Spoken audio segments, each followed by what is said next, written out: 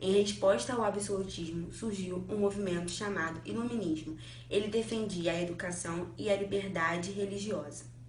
Acreditavam que o uso da razão era o melhor e único caminho para se alcançar a liberdade, a emancipação e a autonomia, que não existia na época do absolutismo, já que eles possuíam características feudais.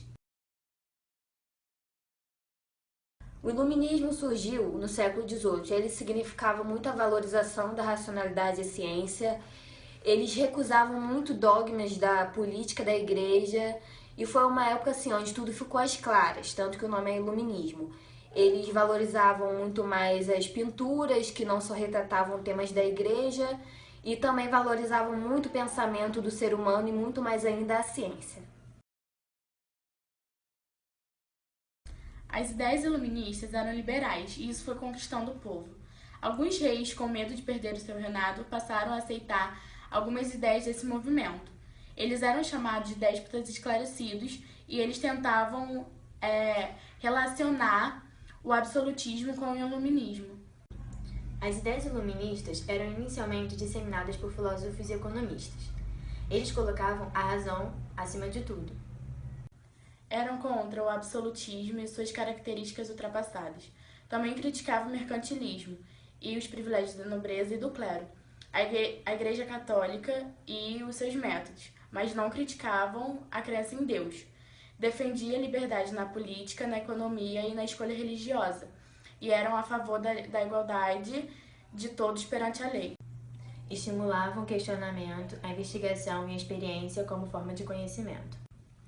Partindo da ideia da educação para todos, idealizaram e concretizaram a ideia da enciclopédia, que foi impressa entre 1751 e 1780, uma obra com 35 volumes, contendo conhecimento que existia até então.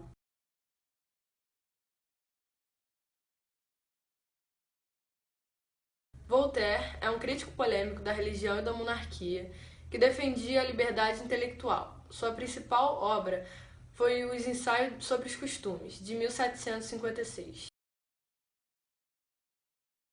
John Locke foi considerado o pai do iluminismo. Das suas obras mais conhecidas estão destacadas o Ensaio sobre o Entendimento Humano e Dois Tratados de um Governo. John Locke defendia a ideia de que Deus não tinha soberania sobre o futuro dos homens, e sim que a sociedade que moldava o seu caráter, seja para o bem ou para o mal.